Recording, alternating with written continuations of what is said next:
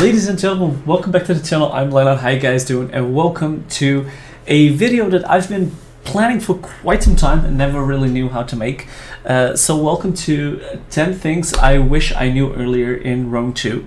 And for some more veteran players, these tips might be like really obvious, really basic. But for some of the newer players and the newer generations, there might be something in here that really could help you out, starting to do better in your campaigns and to do better in your battles.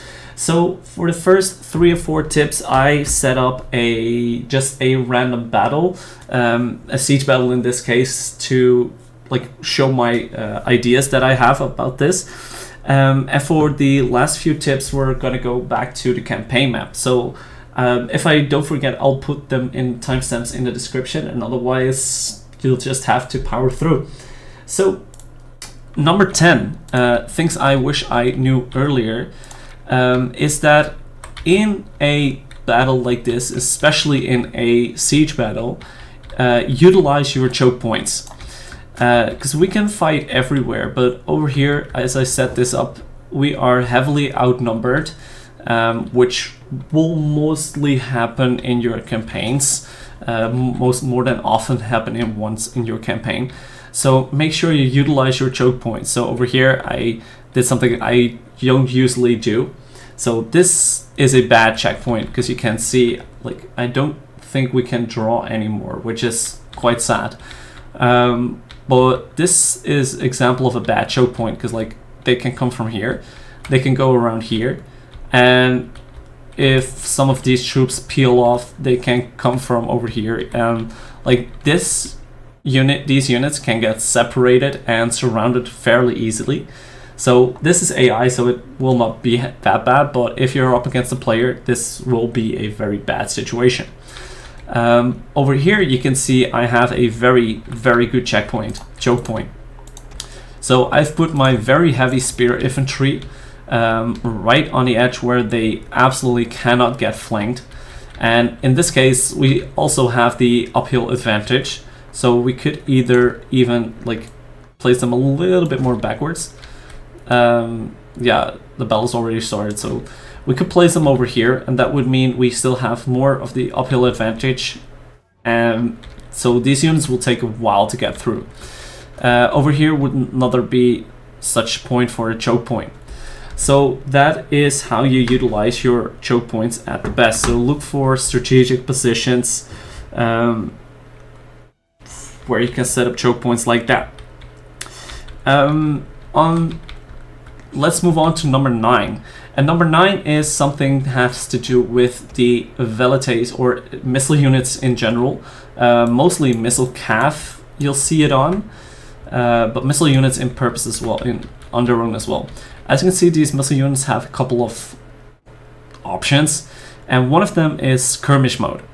And skirmish mode is a mechanic that will prioritize the missile over the melee. So if skirmish mode is activated, which in default it is until you turn it off somewhere in the settings, skirmish mode will mean that your skirmishers will automatically start to retreat once units come close. So for let's say this cav unit is coming this way to start to attack these units. These velites will automatically try to peel off in any direction to make sure they're safe and they can start firing again. So this can be helpful if you have a very chaotic battle. These skirmishers will fend for themselves and try to run away as long as possible to make sure you still be able to fire.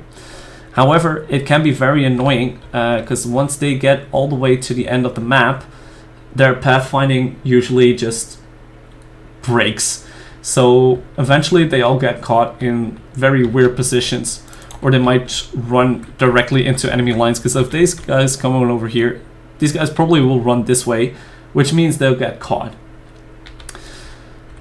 So use skirmish mode wisely for infantry. For cav, it's about the same. As you can see over here, right now I don't have skirmish mode activated because, like, in a cav fight, if we start play, They will mostly not listen sometimes, just because skirmish mode will make it more like, will take the baseline. And with skirmish cav, the annoying part is they'll get chased around the map and you'll lose track of them. And these guys don't have skirmish mode activated. I can tell them to attack and they will. And you can see these guys have skirmish mode activated, so they will try to preserve their own lives so they can start firing missiles again. So that is the most important thing with skirmish mode. We also have another option over here that can help us out really, and that is the formation attack.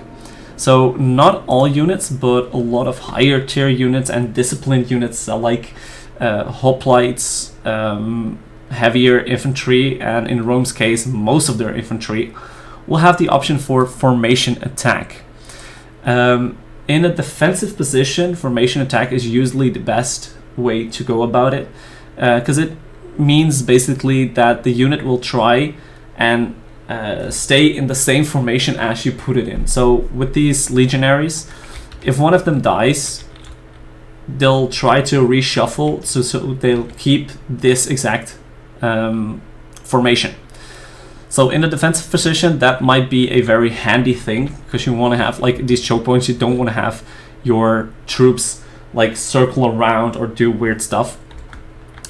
But like for say, if you are attacking a unit over here like this, what you want to do, like you don't want to have a formation still here, because like half of your unit is not attacking the enemy. So what you can do is turn formation attack off, which means everyone will push towards the front and they will circle around, they will try to envelop a little bit, they will do their thing as long as they hold the attack. So just that's one little tip about formation attack. Use it to your advantage. So I believe we came down towards number 7, which is also a good one for skirmish units, is toggle guard mode. And toggle guard mode will put your troops in a defensive position, which make more men will hold the same position. So right now, let's say for my archers, if I start to take shots at someone, take shots at this unit for example, and the unit retreats, my archers will follow because they have an attack order on this unit. However, if I toggle guard mode, my units will hold formation, so they will shoot anyone that comes in this range, if given an attack order. But once that unit retreats out of the available area to shoot, they'll just stop firing. They will not chase, they will not go after the unit, they will just stay here and wait for another unit to come into range. The same can be said for these Triaria units. I want them to stay here. I want them to keep information, so we have the formation attack button, and I don't want them to chase after routing units. So what I do is we toggle guard mode. So if I give an attack order and the unit starts retreating or starts routing, they will not chase. They will keep this formation and basically probably save my ass over here. At number 6, we have another battlefield trick tip that could be useful. I cannot show you right now because my units don't have it, but some slingers or archer units have the ability to go with a loose formation. This will mean that will spread out. They are far less able to be attacked by other missile units, but they are more vulnerable for cav charges and so that. So that's something that is a little bit, I wouldn't say it's the best trick, but sometimes it can work. So with that being said, I think now it's time that we move over towards the campaign map for the last 5, I believe. So I'll see you guys back on the campaign map. Before we go towards the campaign map, we do have an honorable mention at number 5, which is the left click unit drag. in my campaigns, I've grown used to it, so sometimes I use it, sometimes I don't. It can be very annoying at times, but it basically means that you have, when you have a unit selected or when you have multiple units selected, it sometimes happens if you click fast, your left click unit drag will drag all of your units out of position, out of order, which can be very annoying if you are in the midst of a battle and half of your units are like moving the other way because you clicked wrong. So how to disable that is you go towards option, you go towards battle interface, and over here you have the left click unit drag. You can turn that off. And an honorable mention as well, you have also the option to get your unit card man count. So as you can see in my campaigns, I always have the man count on because I like to see how that works. You can also turn that off, which will make it just this. And honestly, I would not know why you would do that because it's fairly not useful. So that being said, let's go towards the campaign map for the last 4 to 5 tips. So here we are on a campaign map. I just started a random campaign just to show things. So at number 4, on the things I wish I knew earlier is how useful spies can actually be. In the early game, the early release of the game, spies were able to poison wells, which would absolutely decimate any army. But so far they gotten that out of the game. So spies were thought to be less useful, but still spies can be really useful, especially in the early game when there's a lot of small factions. As you can see, like right here, Philately has like 8 food, which is quite a lot. But let's say a faction has low food in its settlement, which the only settlement has like 1 food. What spies can do if they are deployed in an enemy region, they can steal food. So right now we have a food of -6 and Philately has a food of 8. So once we deploy our agent over here, we gain 2 food and we gain 2 food from them, so they get 2 food less.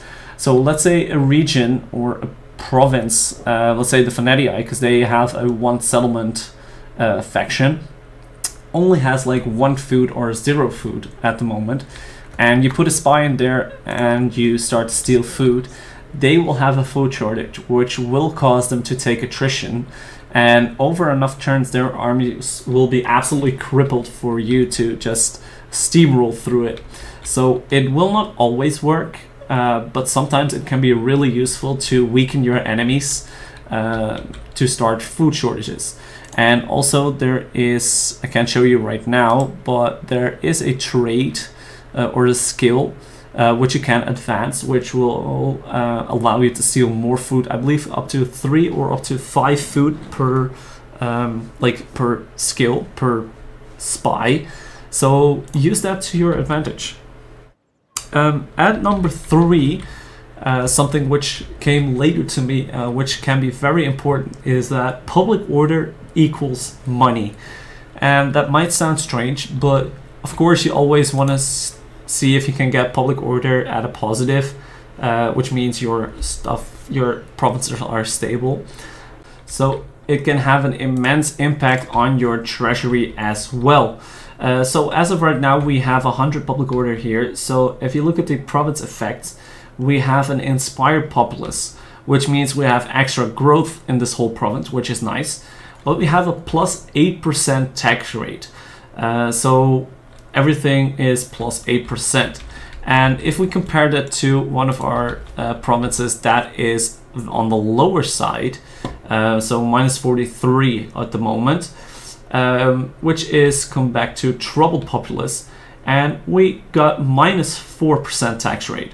So let's see if the intern go over the intern. Let's see if it goes down even further, because I believe if you have minus 80 or 90, it can go down to either minus 6 or minus 8. So if you take a look at that, that's a 16% difference in your tax rate. So as of right now, we have minus 8 tax rate. So you have a plus minus 16% on your tax rate just through public order. which is absolutely insanity in my opinion. So then at number 3, I guess, I already lost count.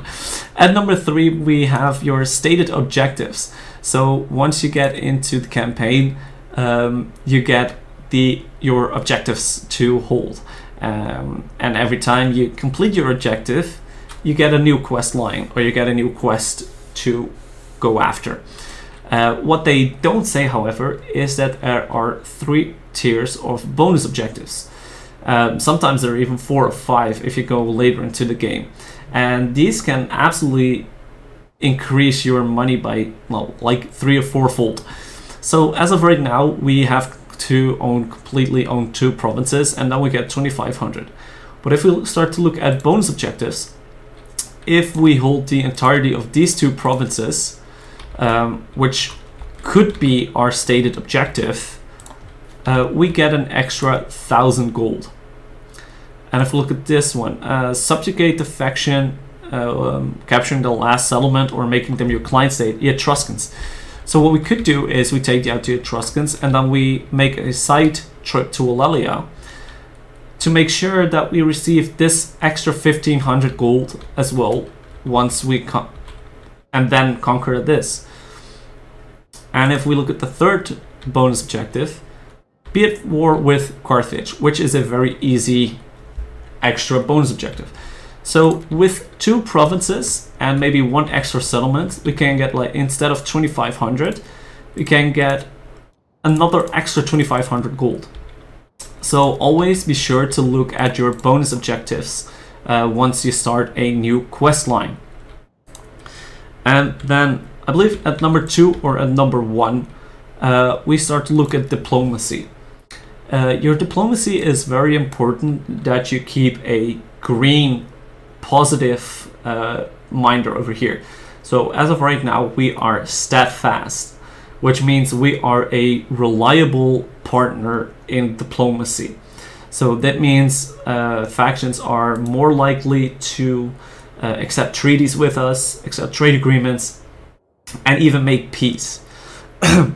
So if we betray our friends, so I believe right now we have a trade agreement with Syracuse, so we can cancel that treaty. But if we declare war while having treaties, is considered an end of treachery. So if we do that, you can now see we are marked untrustworthy and now trustworthy. And this will go up over time. So if you keep behaving in a very good manner, you don't start stabbing anyone in the back, you will get back to steadfast. But a untrustworthy to trustworthy rating can be detrimental for your campaigns, because if you're unfriendly, untrustworthy, it will mean that factions will no longer want to do diplomacy with you. So trade agreements will be getting harder. Non-aggression pacts are almost always a no-go. Factions are more likely to declare war on you because you're untrustworthy, you're devious, so they will absolutely declare war on you if they think they have a chance. So especially in your early campaigns and early game, be sure to stay at least trustworthy till steadfast, so you won't have any random factions declaring war on you just because they don't like you. And I believe that concludes it, but for what honorable mention, take a look at politics. Politics can be a very big thing, can be very intriguing and very hard to get your head around. But take a look at the politics. You can't play it without it, and if you do want to know more about politics, be sure to take a look at my video that I made to try to explain this the best of my ability. It will probably be at the end in one of the cards, or I'll put it down in the description. But ladies and gentlemen, there you have it. I believe if I counted correctly, those were 10 things I wish I knew earlier in my campaigns, which would probably have helped me quite a bit. So I hope you guys do enjoy these kind of videos, and I'm sorry if I'm a little bit rambling here and there, but like I said earlier on as well, I sometimes don't have my story straight, so I want to tell a lot of stuff, but I don't really know how to like streamline it. That's one thing I still need to learn in my YouTube career. But by all means, I hope you guys enjoyed. If you did, please do leave a like. I do enjoy making these. Give me a comment if you have any questions or tips or tricks, or have your own things you want to add to this video. I would love to see them in the comments. And by all means, do subscribe to the channel, as it's greatly appreciated. It really helps me out. And we're still going to have a lot of fun, so I hope you guys will join me there. So thank you guys for watching. Hopefully you guys enjoy, and I'll see you guys next time. Peace!